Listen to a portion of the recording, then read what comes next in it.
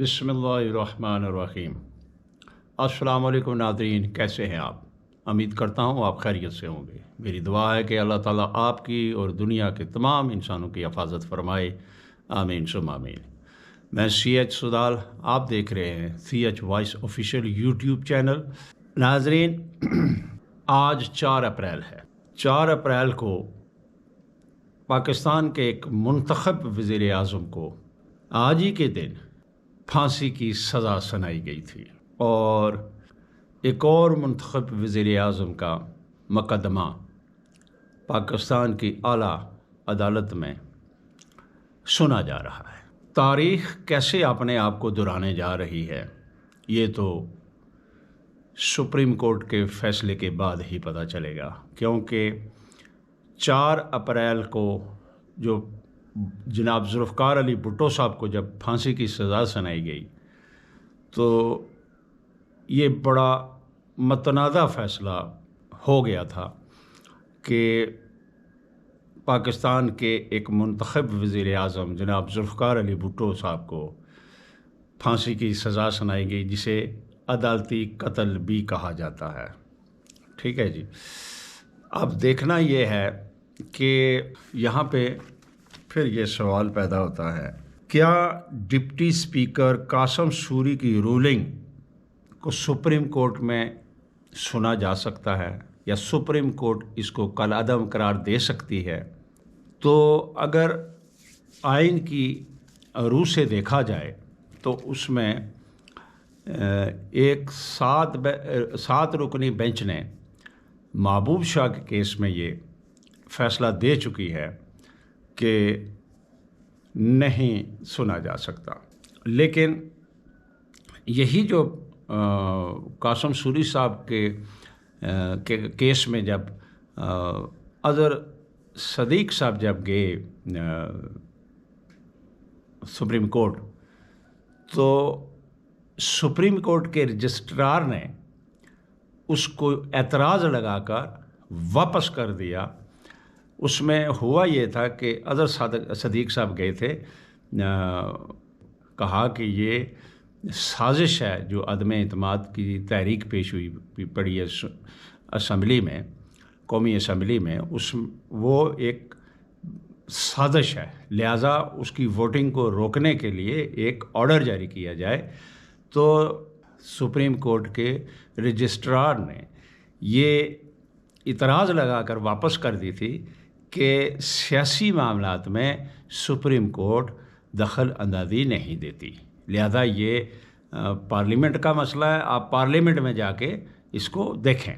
तो फिर जब ये कासम सूरी साहब की, डिप्टी कासम सूरी साहब की ये जब रूलिंग आई आर्टिकल 5 के तहत कि क्योंकि जब ख़त वज़ीर कानून फवाद चौधरी साहब ने जब ख़त पढ़ के सुनाया 3 तारीख़ को जब असम्बली का सेशन शुरू हुआ, तो उसमें फवाद चौधरी साहब खड़े होकर उन्होंने स्पीकर साहब से इस्तदा की कि आर्टिकल 5 के तहत ये मसला है, ये ख़त है, ये साजिश हो रही है, एक दूसरे मुल्क की तरफ से रिजीम चेंज किया जा रहा है, लिहाजा ये वोटिंग से पहले, अदम एतमाद की वोटिंग से पहले आप इस पे रूलिंग दें।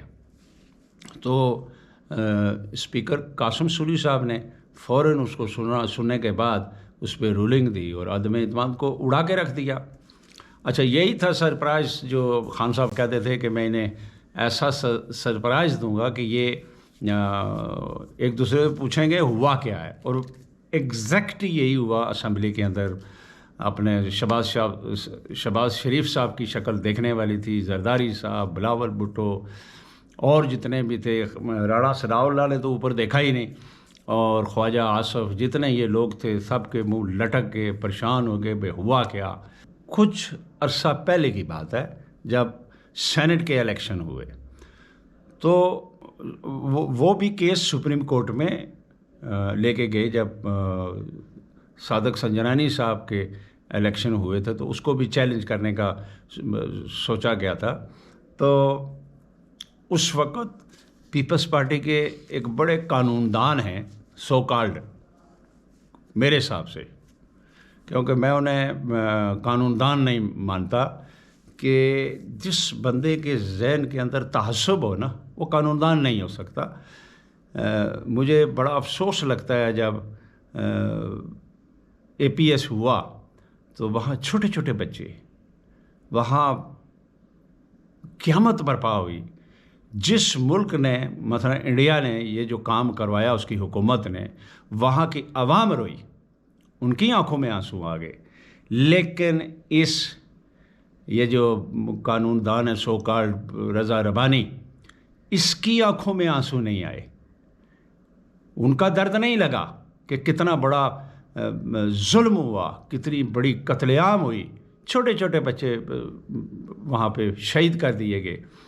لیکن اس کے آنسو اس وقت نکلے جب ووٹنگ کرنے لگے، جب فوجی عدالتیں بنانے لگے، تو وہاں جب یہ ووٹ دینے لگا تو بڑی لمبی تمید باندھی، میں ضمیر کے خلاف ووٹ دے رہا ہوں کیونکہ پارٹی کا ووٹ ہے، لہذا بس چیختا چلاتا رہا، ڈرامے بازی ہوتی رہی۔ بڑا دکھ اور بڑا افسوس ہوا مجھے اس وقت کہ بھائی تو پہلے کنڈیمڈ کر، جو وہاں پہ بچوں کے ساتھ ہوا ہے ان کے ساتھ یکجہتی کر اور خوشی خوشی ووٹ دے، کیونکہ سول عدالتوں کا ہمیں پتہ ہے نا کیا ہوتا ہے، مقدمہ رجسٹر ہونے سے پہلے ہی ان کی ضمانتیں ہو جاتی ہیں۔ خیر، تو انہوں نے وہاں پہ ایک ان کا ایک کلپ بڑا وائرل ہے انٹرنیٹ پہ کہ انہوں نے کہا کہ آرٹیکل 69 کے تحت کوئی عدالت پارلیمنٹ کے کسی بھی ایکٹ کو نہیں سن سکتی، یہ ان کے الفاظ ہیں۔ تو اب وہ چلے گئے ہیں سپریم کورٹ پر، رضا ربانی بھی آج گئے ہیں وہ کہ بھئی آپ عدالت اس کو رول بیک کرے، ریورس کرے۔ ان کو شرم نہیں آتی؟ جب ان کی کوئی بات ہو تو پھر ان کو آئین یاد آتا ہے، اس پہ پھر یہ پوری عملداری کرواتے ہیں۔ لیکن جب دوسری طرف سے کوئی بات ہو تو پھر یہ پگڑی پہن کے وہاں چلے جاتے ہیں، جی ایسے نہیں ایسے ہوا تھا۔ بھائی تم اپنی بات پہ قائم رہو۔ آج تم اس سپریم کورٹ میں کیا لینے گئے ہو؟ وہاں پہ تم نے پہلے بتا دیا تھا کہ اپنا پارلیمنٹ کے کسی ایکٹ کو کسی عدالت میں چیلنج نہیں کیا جاتا، تو پھر کیوں آج پارلیمنٹ سپریم نہیں ہے؟ آج کیونکہ ایک خط آیا ہے جس کو لیٹر گیٹ کہتے ہیں، اس کے اوپر پاکستان کی قومی سلامتی نے ایک باقاعدہ پریس ریلیز جاری کیا ہوا ہے۔ آج جب اپنی مرضی کے فیصلے نہ آئیں تو شہباز شریف اور بلاول بھٹو اور اسد اللہ خان جو اس کا فضلو کا بیٹا ہے، وہ بیٹھ کے دھمکیاں لگا رہے ہیں سپریم کورٹ کو کہ ہماری مرضی کے فیصلے آنے چاہیے۔ وہاں بھٹو صاحب نے فرمایا، بلاول بھٹو نے فرمایا کہ آئی ایس پی آر واضح کرے اپنی position. I S P are نے واضح کی نا، رام آیا ہی زناٹے دار تھپڑ مارا ہے آئی ایس پی آر نے کہ ہماری وہی سوچ ہے جو کہ قومی سلامتی کونسل کے پریس ریلیز میں ہے۔ اب پتہ لگا نا کہ کس طرح پاورفل ہے یہ پریس ریلیز جو قومی سلامتی کونسل نے جاری کی ہے، پتہ لگ گیا، آرام آیا ہی انہیں۔ اچھا، پھر اس کے بعد جناب فضل الرحمان صاحب آئی گئے، وہ سپریم کورٹ سے تقاضا کر رہے ہیں کہ ہمیں بس ایک ہی فیصلہ چاہیے کہ یہ جو ڈپٹی اسپیکر کا جو رولنگ ہے اس کو واپس کیا جائے۔ ارے بھائی تم 3.5 سال سے چلا رہے تھے یہ گورنمنٹ ایسی ہے، یہ ایسی ہے، الیکشن ہونے چاہیے، یہ سلیکٹڈ ہے، یہ فلانا ہے، یہ ڈھمکانا ہے، تو پھر کیا ہوا؟ جاؤ الیکشن میں، پتہ لگ جائے گا۔ اگر تمہیں عوام چاہتی ہے کہ غلاموں کی حکومت ہونی چاہیے تو ٹھیک ہے، لے آئے گی عوام۔ اگر عوام چاہتی ہے کہ نہیں، ایک آزاد اور خود مختار پالیسی والا جو لیڈر ہے اس کی حکومت آنی چاہیے، تو ٹھیک ہے، لوگ اس کو ووٹ دیں گے۔ دودھ کا دودھ پانی کا پانی ہو جائے گا. اس میں آئیں بائیں شائیں یہ اپنے جو سپریم کورٹ کے پیچھے چھپ رہے ہو. یہ کیوں چھپ رہے ہو؟ جاؤ الیکشن میں جاؤ. اس نے تو اعلان کر دیا 3 مہینے کے 90 دن کے اندر اندر الیکشن ہو جائیں گے. تو کیا مسئلہ ہے؟ خیر ناظرین، میں یہ کہہ رہا تھا کہ یہاں بڑی مشکلات پیدا ہو گئی ہیں. مشکلات یہ پیدا ہو گئی ہیں کہ ملک آئینی بحران کی طرف چلا گیا ہے. اب یہ اگر عقل کرے یہ اپوزیشن، جو ان کی ڈیمانڈ تھی، دیکھیں اس کو خان صاحب کو بیرونی ایک طاقت سے مل کر ایسے حالات پیدا کر دیے گئے تھے کہ اس کے پاس اور کیا چارہ تھا؟ وہ سلنڈر ہو جاتا آپ کے سامنے، سب کو چھوڑ دیتا. اس کے علاوہ اس کے پاس چارہ ہی کیا تھا؟ یہ جو بیرونی سازش ہے اس کو اڑانا تو اس کو ضروری تھا، کیونکہ اگر وہ ایسا نہ کرتا تو جو اس نے حلف لیا ہوا ہے اس کے ساتھ غداری ہوتی. اس نے دیکھو اس نے ایسا ایکسپوز کیا ہے ان کو کہ ان کو پتہ نہیں لگ رہا ہے کہ اب کیا ہونا ہے، تو کیا کرنا ہے، تو کس طرف جانا ہے. بس آئیں شائیں بائیں، بس کبھی ادھر بھاگ، کبھی ادھر، کبھی ادھر، کبھی ادھر. اب دیکھتے ہیں سپریم کورٹ کیا فیصلہ دیتی ہے. لیکن جو عزت مآب اپنے چیف جسٹس عمر عطا بندیال صاحب نے جو ایک نقطہ اٹھایا ہے، وہ میرا خیال ہے ان کے گل پڑ جائے گا. وہ نقطہ یہ ہے کہ عمر عطا بندیال صاحب نے یہ کہا ہے، چیف جسٹس جناب چیف جسٹس صاحب نے، کہ آپ کو حکومت نے قومی اسمبلی میں یہ خط دکھانے کے لیے بلایا تھا تو آپ نے شرکت کیوں نہیں کی؟ یہ ان کے گلے پڑے گا، یاد رکھنا. اب آتے ہیں کہ امریکہ نے جو کوشش کی تھی کیا اس میں کامیاب ہوا؟ امریکہ رجیم چینج کرنے میں کامیاب ہوا؟ ہاں یس، کامیاب ہو گیا کیونکہ حکومت ختم ہو گئی. لیکن وہ جو پورا اس کا جو منصوبہ تھا وہ کامیاب نہیں ہوا، کیونکہ عدم اعتماد اگر کامیاب ہوتی تو خان صاحب کی حکومت چلی جاتی، ان چوروں اور لٹیروں کی حکومت آ جاتی. تو پھر وہاں ہونا کیا تھا؟ ہونا یہ تھا کہ انہوں نے ہر ادارے کو ختم کرنا تھا، نیب ختم کرنی تھی، اپنے کیسز جتنے ہیں وہ ختم کرنے تھے. اس کے بعد انہوں نے جو ریفارم ہوئے پڑے تھے وہ ختم کرنے تھے. غرض یہ کہ انہوں نے ہر وہ کام کرنا تھا جو پاکستان کے مفاد میں نہیں تھا، کیونکہ یہ تو امریکہ کے ساتھ پوری طے کر کے چیزیں آئے ہیں. کیونکہ جیسے لیٹر سے پتہ چل رہا ہے، جتنی بھی لیٹر میں جو باتیں ہیں لکھی ہوئی، یا جس طرح تشویش کا احزار کیا سلامتی کونسل نے یا اپنے قومی سلامتی کونسل نے، تو اس سے تو صاف پتہ چل رہا ہے کہ دال میں کالا ضرور ہے. تو جب کہا اپنے فضل الرحمان نے کہ ادارے بتائیں، تو بتایا نا. اب آرام ہو جانا چاہیے نا آپ کو. D G I S P R کا جو جواب آیا ہے وہ کافی نہیں ہے، اس سے زیادہ چاہتے ہیں آپ. اچھا ناظرین، اب آگے کیا ہوگا؟ آگے مجھے حالات بڑے خراب لگ رہے ہیں، کیونکہ ملک ایک انتشار کی طرف جا رہا ہے. کیونکہ اس وقت جو حالات ہیں اس کو امریکہ، فرانس، برطانیہ، جرمنی بڑا کلوزلی دیکھ رہے ہیں. اور انڈیا، جو ہمارے خیرخواہ ملک ہیں، مثلا چین ہو گیا، سعودی عرب، یو اے ای، اور کیا نام ہے ترکی، وہ ان کو تو تکلیف ہے، درد ہے کہ یار ایسا کوئی مسئلہ نہیں ہونا چاہیے.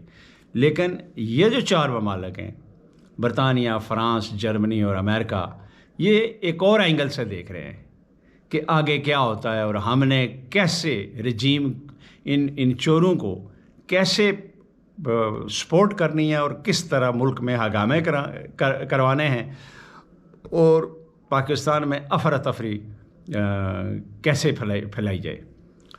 کیونکہ یہ جتنے بھی ہیں نا، اس لیٹر گیٹ کے حوالے سے اگر یہ سپریم کورٹ میں کھل گیا، اس پہ آگے بات بڑھی، تو پھر ان کو بچنا ان کا بڑا مشکل ہے. بڑی خطرناک باتیں ہیں اس کے اندر. خیر اب ہوگا کیا؟ ہوگا یہ کہ ملک میں افراتفری پیدا ہوگی. زیادہ جو مجھے چانس لگ رہے ہیں، جس طرح کی آج کی جو ہیئرنگ ہوئی سپریم کورٹ میں، جو اس میں چیف جسٹس صاحبان نے جو سوالات اٹھائے، مثلا اس سے مجھے لگ رہا ہے کہ یہ معاملہ الٹیمیٹلی الیکشن کی طرف جائے گا. اور اب اس کو ریورس کرنا بڑا مشکل ہے، کیونکہ بہت آگے نکل گئے ہیں. کیونکہ خان صاحب کا بی پلان شروع ہو گیا. بی پلان آپ سمجھ لیں کہ جو آپ کنٹینڈر لگ گیا اسلام آباد میں، تو خان صاحب تو آپ پیچھے ہٹنے والے نہیں ہیں. پھر یہ ہے کہ اگر یہ ریورس کروا بھی دیں، واپس کروا دیں، تو بھی یہ کامیاب نہیں ہوں گے. کیوں کہ خان صاحب پنجاب اسمبلی توڑ سکتے ہیں، کے پی کی اسمبلی توڑ سکتے ہیں. آپ نے 140 جو اس وقت ان کے ساتھ ہیں، ویسے تو 155 کے قریب ہیں، لیکن 140 استعفے بھی اگر آ جائیں تو پھر یہ کیسے الیکشن کروائیں گے؟ بہتر اگر یہ عقل کریں، جو ان کی ڈیمانڈ تھی اس ڈیمانڈ پہ الیکشن میں آ جائیں، فتور نہ ڈالیں، سپریم کورٹ کے پیچھے نہ چلیں، اس کے پیچھے نہ چھپیں. وہاں سے چلو جو آرڈر آنا ہے وہ تو آنا ہی آنا ہے، لیکن ان کو عقل کرنی چاہیے، کیونکہ اب الیکشن ہونے ہی ہونے ہیں. یہ اگر آپ کی حکومت بن بھی جائے تو وہ چل نہیں پائے گی. کیسے چلائیں گے؟ اگر اپوزیشن ہی وہاں بیٹھی ہوئی نہ ہو تو کیسے چلے گی اسمبلی؟ نہیں چل سکتی. اس لیے عقل کرے اور واپس الیکشن کی طرف آئیں. تو میرا خیال ہے کہ مجھے پتہ تو نہیں ہے، لیکن ویسے میرا آئیڈیا ہے کہ آہستہ آہستہ یہ جب فیصلہ آئے گا تو یہی ہوگا کہ الیکشن کی طرف جاؤ. اچھا جی، رجیم آدھا تو اس نے چینج کر دیا، خان صاحب کی حکومت چلے گی.